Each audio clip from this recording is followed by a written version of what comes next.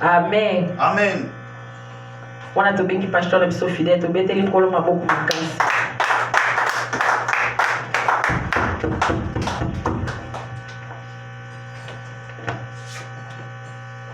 Alléluia. Amen. To pamboli nzambe to handi na kimia.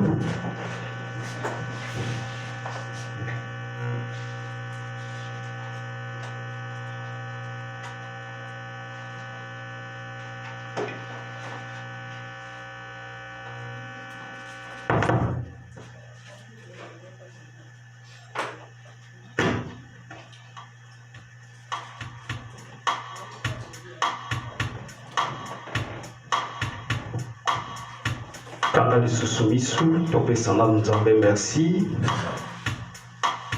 Seigneur merci. To pesi yo merci parce que vous allez nzambe. Tozokroa Seigneur na bolamu yo sali. Obateli biso olingi lisusu dimanche ya lelo lokola mbala ya yambo.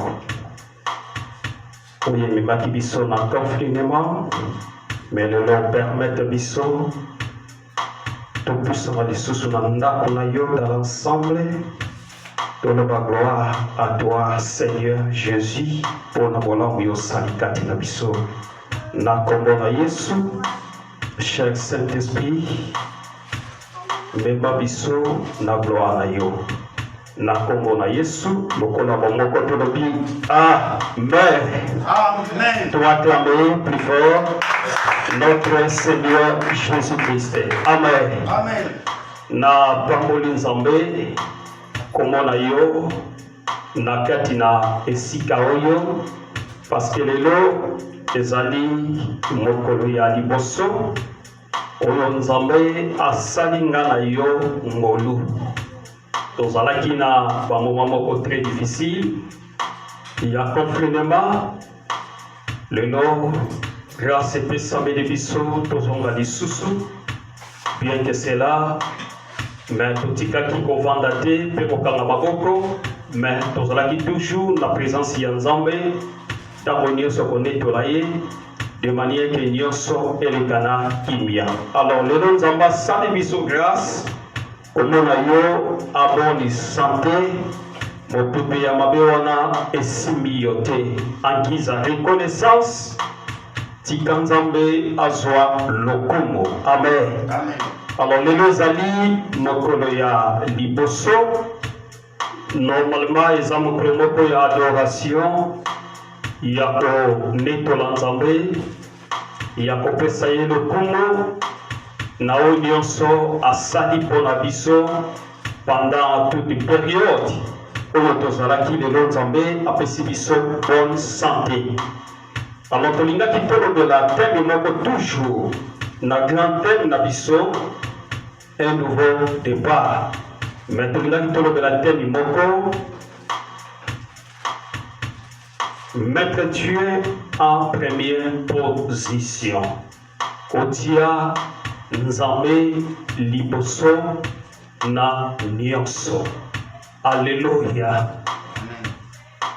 Eza temi moko ezali malamu, ezali temi moko ezali ya assurance, ezali temi moko ezali ya espoir, ezali temi moko eza koa assurer ngai, ezali temi moko ezali kozongisa ngai etante moto nzambe asali ese nakoki komitia ngai moko liboso na nyonso na se na moi oyo oswati nakoki koinvite nzambe azala auteur liboso na nyonso oyo nazali kosala. Alléluia. Eza temi moko ndenge na meki kobimisa mwa baelema moko oyo koki kopesa ngai na yo to se réfléchir dans l'ensemble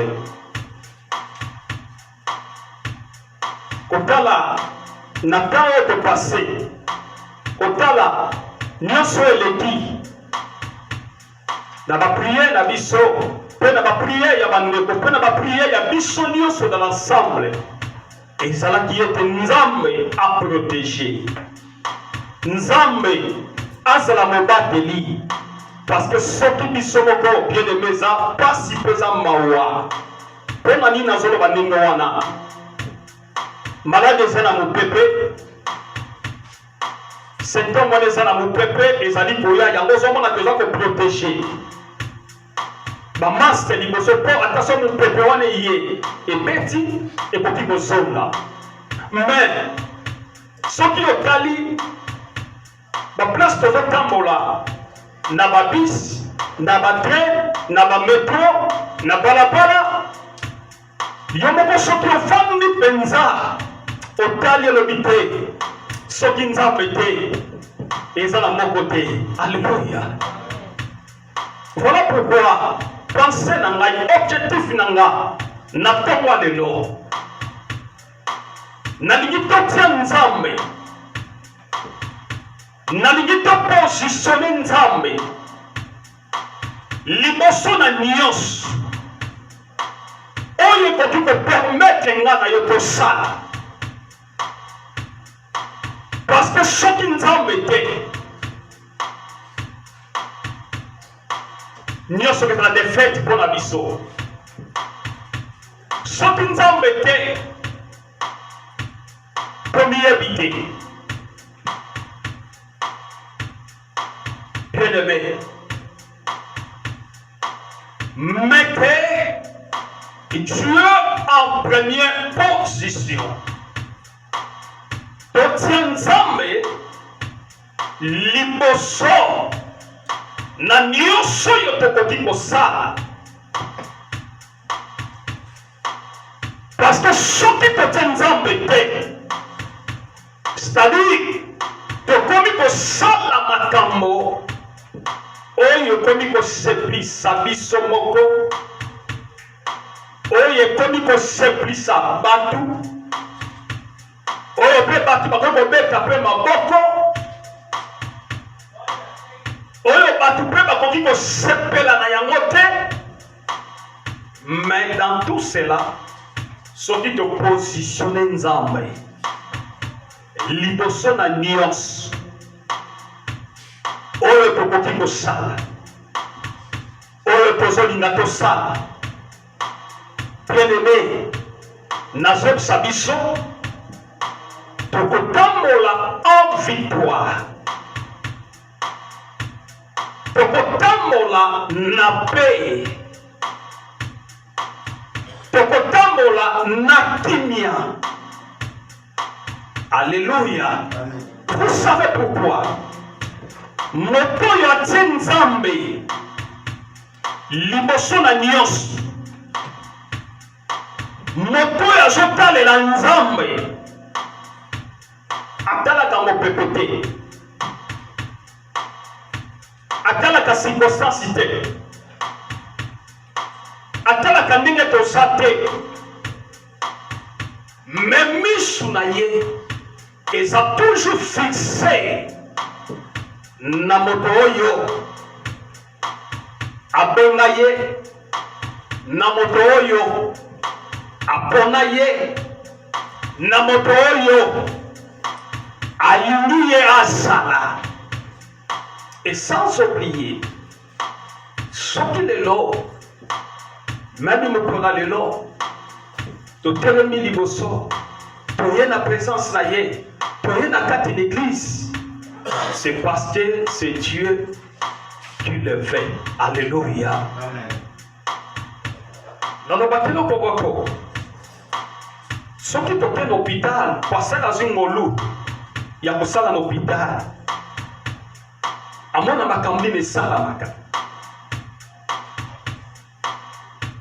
nazwa tant tozokota na kala tozokota na hôpital tozobondela bata maladi na Kinshasa tozokenda bamoma moko sadi na balimo ola difficile na kati ya bawenze kosala d'évangélisation omona peneke ntango bozosala sadi bozoprêche omona maman moko tali mesa na ye omona peut-être kola moins de kilo ya nguba mais maman wana afuti ticket maman wana alomenda kule musika aye koteka 2 kilo ya nguba. Alléluia. Mais autant la voisin on a pele na ye mais c'est ça rempli de marchandises. Donc pour sommer la maman wana il faut qu'on attire attention. Alléluia. Pour nous qu'on attire attention parce que nous doit ça na ye proche biloko na ye esibi lokola ya muninge zemo na te. Il faut nzambe akide yo. Il faut nzambe akotisa esprit ya compassion kati na yo. On se comprend au sommet la moutoir. Alléluia. C'est-à-dire que bien aimé, nous avons vu de grandes choses. Nous avons vu et participé même c'est-à-dire dans la difficulté. Il y a les autres. Biso, tant que ce qu'on a dans ma camonzambe, pour aider même Ibana Oyo. Bazaki na sima na biso même ko futele minerva même ko sombela ebiki même ko sombela ekaye même monga sala examen même ya syllabis. Vous savez pourquoi? Parce que nous avons la compassion. Alléluia. Pour ça qui n'amour ya ko ba ko sala do bwana beneme beneme mutu azoka nzambe liboso ya mios ya fina ye atalaka na gauche te pe atalaka na droite te mais misu na ye ndenge David azoba je lève mes yeux vers l'Éternel. D'où viendra secours, les secours. Mais le secours vient de l'Éternel. Et le seul l'Éternel qui a fait les cieux et la terre. Alléluia. Nazolinga okoma na pensée nanga na tongwa lelo. Nazolinga okoma place nga naza na tongwa lelo. Le seul motoyo biso tokoki kotalela eza nzambe. Parce que même Bible lobi baye nyonso batalela nzambe bato wana bayokisama soni te. Alléluia. Bato nyonso batalela nzambe ntango nazoloba te bato nyonso batalela nzambe c'est-à-dire que bato oyo bayiki mpiko bato oyo bapersevere bato balapundai na bomoi na bango na bavi na bango. Le seul Dieu qui est capable ya koyeba kotransformer mon état circonstance nanga nyonso nazomona. Le seul c'est Dieu. Alors bato ndenge wana nzambe atikaka bango te. Nzambe azalaka ntango nyonso mpona koyeba kosekuri bango. Alléluia. Totanga verset biblique moko na Colossiens chapitre 1 verset 16 à 17. Colossiens, totelema s'il vous plaît, première lecture Bible natanga. Colossiens chapitre 1 verset 16 à 17. La Bible dit, quand en lui ont été créées toutes ces choses, nzokande naye nyonso yebaki kosalama, qui sont dans les lieux, dans le ciel et sur la terre, ezaki na likolo, ezali na mabele, le visible, oyo ezali komonana, pena oyo ezali komonana te, balobi trône, divinité, dignité plutôt, domination, l'autorité, à tout a été créé par lui et pour lui. Pour voir ni peut petit ma boko na toko na Yesu. Alléluia. Amen.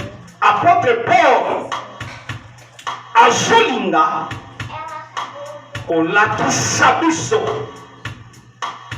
bien que tozali ressemblance ya Nzambe, créature ya Nzambe, mais apôtre Paul azolinga sala une certaine distinction na oyo ezali priorité epai na Nzambe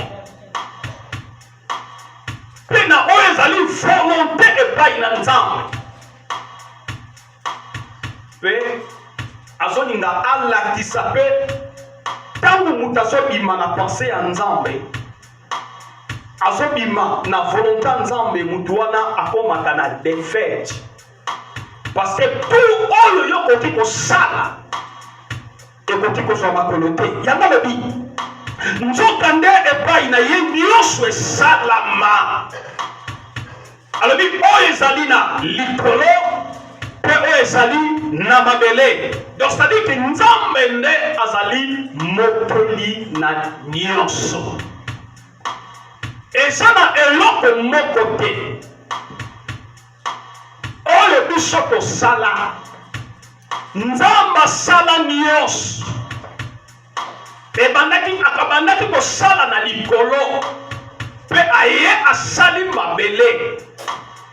Balobi oyo ezali visible, c'est-à-dire oyo ezali komonana mpe na oyo ezali komonana te, ye nde mokeli na nyonso. Siko atomboli, apôtre Paul atomboli so Nzambe, alobi trône dignité. Trône dignité, c'est-à-dire trône kiti oyo ya bokonzi oyo esengeli bapesa yango barespect, oyo esengeli batombola yango ndenge esengeli. Alobi domination, bokonzi, autorité, nyonso wana. Alobi tout a été créé, alobi mpe nyonso esalamaki epai na ye mpe pour lui. Alléluia. Yango nazomema biso mpe kolakisa biso na ntongo lelo totia Nzambe liboso na nyonso, parce que soki totie Nzambe liboso na nyonso, okomona ke vi na yo ekotambola na Nzambe, okomona bamerveille ya Nzambe, okomona baresite ya Nzambe. Mais soki obandi kozali komema vi na yo na ndenge ya malamu te, parlant siko ba élément oyo yaka na vie ya motu, okomi kosanti ba défaite. Nayebisa biso oye eza na bato mosusu asali mabe, Nzambe azobete kara. Alléluia. Donc kwa Nzambe azomona ye te, mais eza na bato mosusu osali mabe, Nzambe abali koredresse yo. Alléluia. Vous savez pourquoi? Et quand Nzambe eza na ba classe, et ça na classe n'enzamba mona kabiso, même yango somona même na kati d'église. Église peut tant la kande wana, il y a un pasteur, et ça na berger, et ça na diacre, et ça na nasa dit et pas nzamba et ça ndenge wana. C'est pour nzamba tant wa soko positionner motu na ndenge nzamba zo lingela, mais nzamba zo mona mutu wana azo zonga ndenge ya zo lingela te. Ndesi ko place nzamba telemaka abandi ko agir na kati ya vie ya moto. Alléluia. Ndetinga nazalaka bon babiloko wana nazoyeba emanifesta na ntango moko na lunda, na ntango na lunda nazwa mpenza fezala mwa ba 6 mois nateyaka susu te, moi-même nateyaka susu te. Bien aimé, je vous dis, tout ce que nabandaki kosala ebandaki koresite. Alléluia. Nyonso nabandaki kosala ebandaki koresite. Et je me suis demandé à moi-même, mais pourquoi? Mais pourquoi oui? Mais qu'est-ce qui m'a dit les états volatés? Alléluia. Et je me suis concentré, habité. Il faut nous zonga là-bas. Amen. Alors, quand on a zongi ma première jour oyo na teyaka après côté na sima nango na ke botaniser kuchanga place na mona ka kwa nzambe. Alléluia. Place na moni loboko ya nzambe. Par là l'esprit va commencer à parler. Nzamba sepelaka komona yo na kati ya musala. Vi na yo eza musala nzambe. Alléluia. Bien-aimé, yango nazoloba pour ça tozo servi nzambe, toza tozo salela nzambe kotalaka gauche droite te, mais yo tala nzambe oyo abenga yo ndenge tozali awa. Muta yebi lolenge nini aya na vie chrétienne ayebi même il a passé peut-être na koyeba par rapport na zuta na sololi na yo, mais il y a des choses je ne peux pas savoir. Les seuls yono yebi pourquoi na ya na vie chrétienne na mona nini na kutana na nini et puis nini etindanga et pourquoi na vanda la présence de Nzambe. Alléluia. Alors c'est là ce qui fait tant mon moto à qu'on se réfléchir en soi. Il doit se mettre son Dieu à la première position. Tant qu'on a jamais de Nzambe la première position, je peux témoigner. Ngai naza produit ya permanence. Alléluia. Na 2010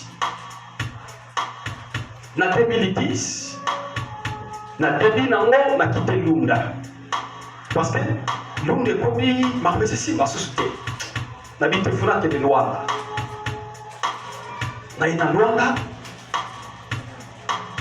na tei na 3 églises boko na petango moko na tei na 3 églises na tei na mabo na palaka bito na palaka na 2 églises et puis na tei na Petangor. Mais na zakina invitation sur quelque part ba inviter nga place moko na kile kotia lisusu tant na kena tei bato ba kina katanda église qui na katanda ba bimena libanda te me ba ouvre ba saki descend tant na tei dimanche passé wana pesinga so singa tei lisusu dimanche c'est na tei Aïsika soit un mois. Donc ça dit non, dimanche, on va na palanka, ménager ma bon. On a déjà début na ngato na yepenza droite. Mais et puis na tamoko aïsika lobi vie ya makamulenge za na moni église fait du malibata. Mais na dingi oluka place. Oh, na nengeni. Non. Na sebili to travailler ça na habiter na la quitter na travailler na vendre na travailler na za missionnaire na outil voyage na ye na za missionnaire ba na contact na ba benganga na ça pour ça.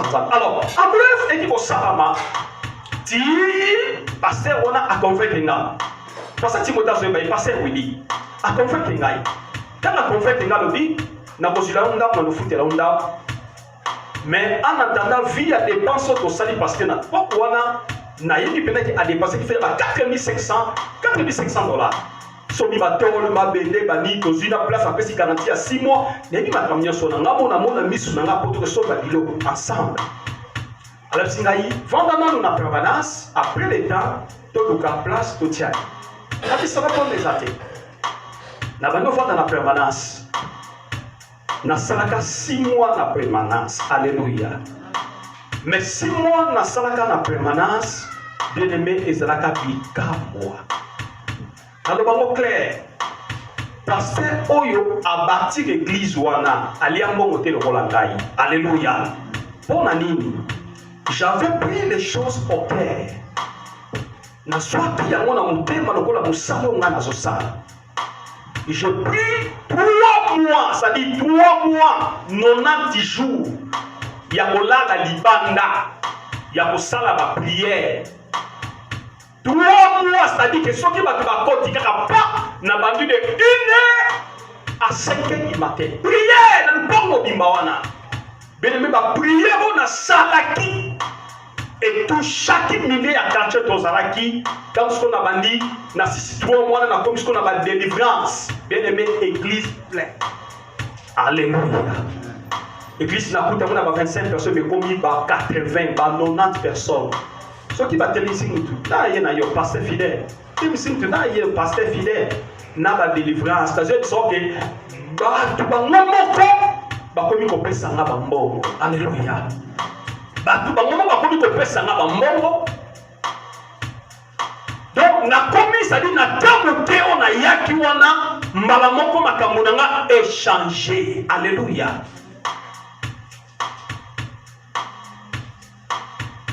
Vous savez pas nani? Parce que nataki nzambe na première position, nataki teke na lala na bameta bien, na sa responsable, na outi place à bien, na sibi bambongo, mais na se retrouver peut-être de l'autre côté, na qu'on se retrouver na mousse, il y a 5 cm na permanence. Alléluia. Alors natali mousse na mitali ngamo habite malamu na kote en losambo. Alléluia.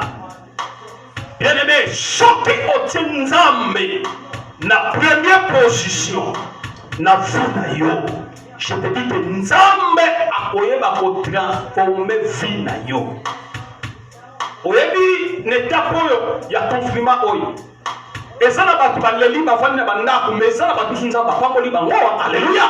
Nzambe ko permettre circonstances moko pour na visiter mutu mususu. Alléluia.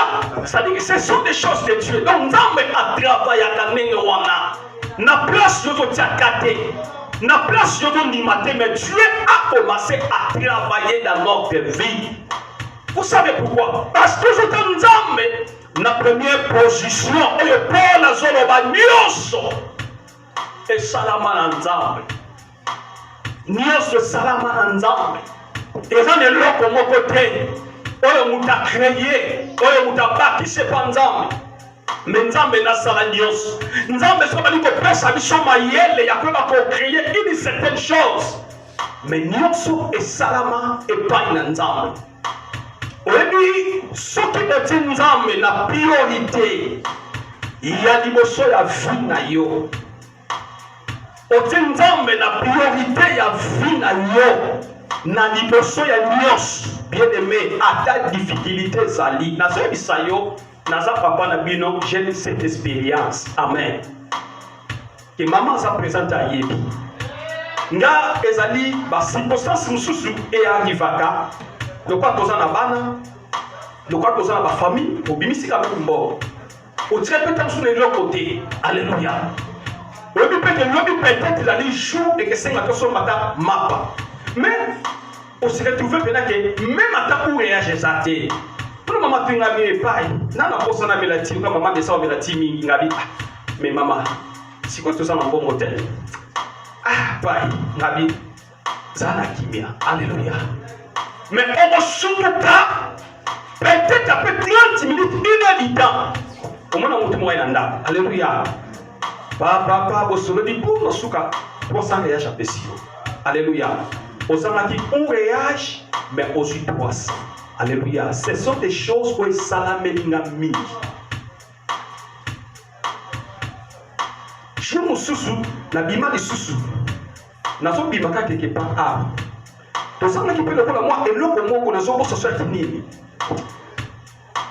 Et puis bon, na so bima nanu na so koma nanu. Ah, bien on tient l'habitude na so ya. Pour ngabna mama contre la ngabi. Amen. Foyer banaza wapi, na bibi na kei wapi, na komi wapi. Asaka ningo wana, eza bien. Amen. Alors, quand on a bimina, comme quand on a coupé quand on a tokutani, nan ne komo ya mobile frère moko. Amen.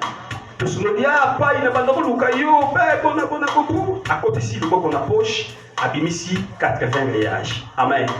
Après singai. Mais tous qui n'a posé le komo écouter peut-être 10 réage, mais dans la bimi, bakabelinga 80 réage. Amen. Nazo lingana assuré yo.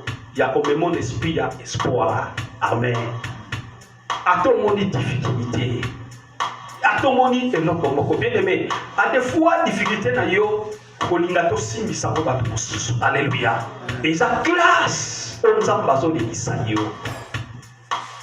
Et ça classe on zambazo de isayo.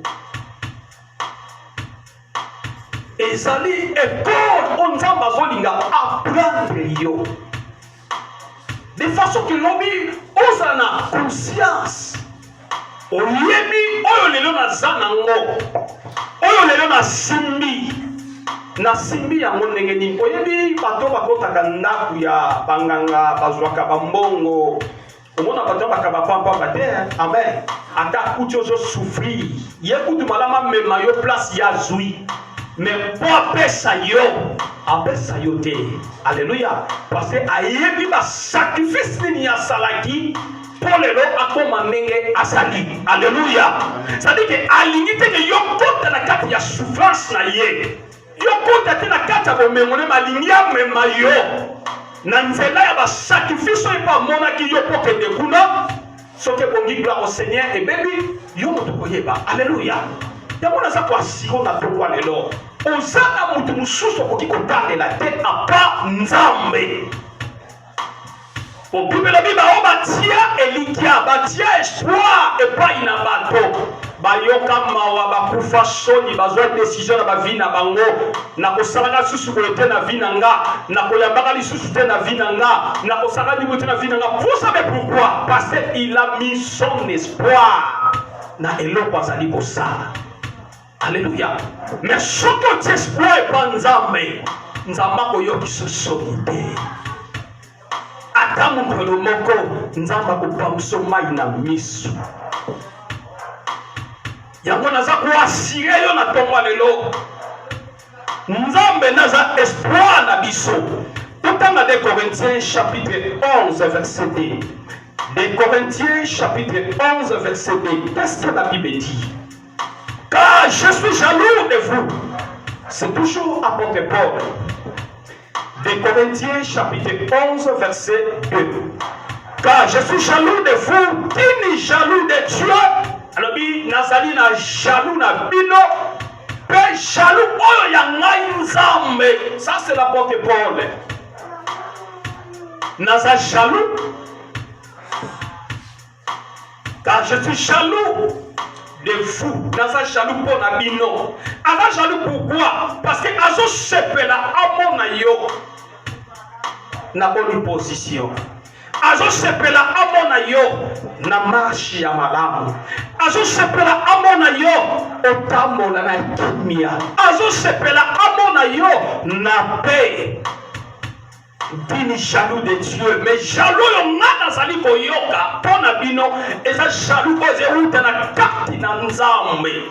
O jaloux uta na kati na nzambe ezembe mabiso na bonne manière, na bonne position ya ko se positionner étant que mon Christ et sengeli azana ba caractère.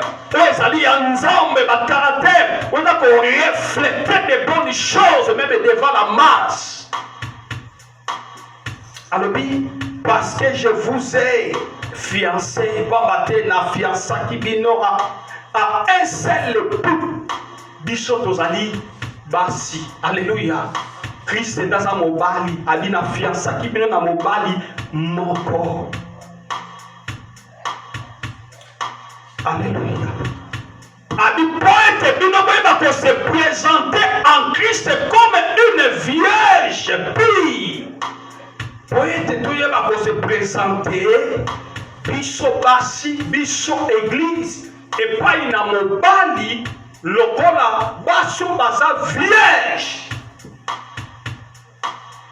oyo eloko mabe kati na bango ezali te. Alléluia.